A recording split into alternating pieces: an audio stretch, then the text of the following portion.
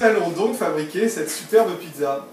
Et c'est parti. Donc on n'est pas peu fiers de notre pâte chez les compagnons, parce que on s'embête à aller chercher un ferment naturel qu'on va faire lever comme un bébé pendant des mois et pour obtenir un résultat somptueux, un arôme particulier de la pâte et aussi un développement particulier et surtout une digestibilité, parce que ce qu'il y a de plus pénible dans les pâtes à pizza les plus communes, c'est que quand on la mange, souvent on passe comme ça toute la nuit à la digérer, c'est une catastrophe. Et c'est normal, parce que la pâte c'est du sucre et du gluten.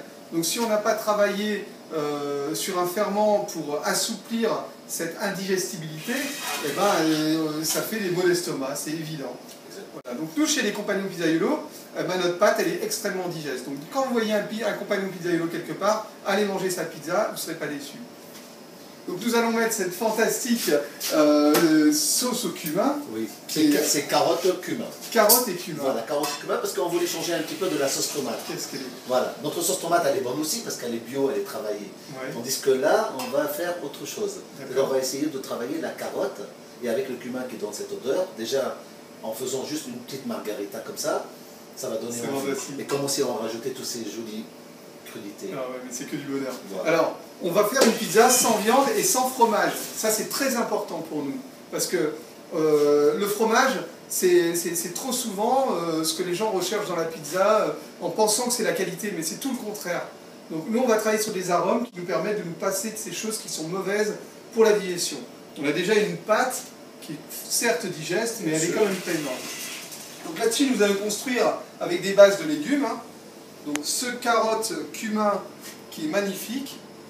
Alors on ne va pas en mettre beaucoup, parce que sinon, on va être embêté après à la cuisson.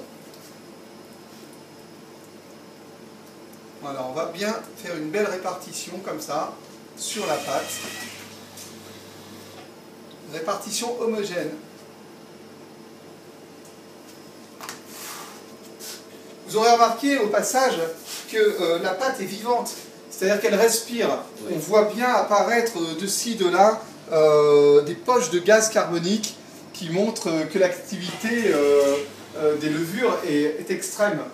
La levure, elle est là, elle est puissante, elle est en train de travailler sur la digestibilité, elle digère avant nous finalement.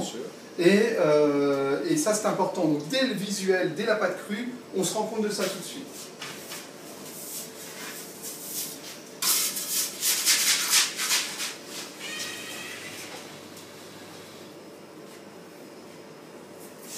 Alors là-dessus, je vais mettre cette purée de pois chiches et fèves, assaisonnée à la mode de notre chef Ziad, qui est vraiment un chef fantastique. Merci, merci. C'est juste en fait l'assaisonnement, il faut respecter, bien sûr, c'est la sauce grenade, et en même temps un petit peu de persil et un petit peu de menthe. Voilà, ça c'est tout le Moyen-Orient, là. On est au Liban, là, on est en Arménie. C'est magnifique.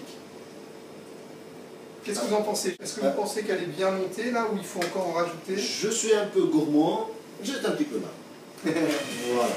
C'est la gourmandise, hein. C'est normal. Parce que ça donne envie. Voilà. C'est normal. De toute façon, c'est que des bonnes choses. Donc, quand on mange du bon, c'est à gogo. On peut y aller. Quand c'est bon pour la santé, c'est bon pour la santé. Et c'est les choses qui ne sont pas bonnes pour la santé qu'il faut limiter. On parle souvent des sucres ou des gras, les viandes, les fromages, on dit pas trop, pas trop. Ça, c'est juste pas bon pour la santé.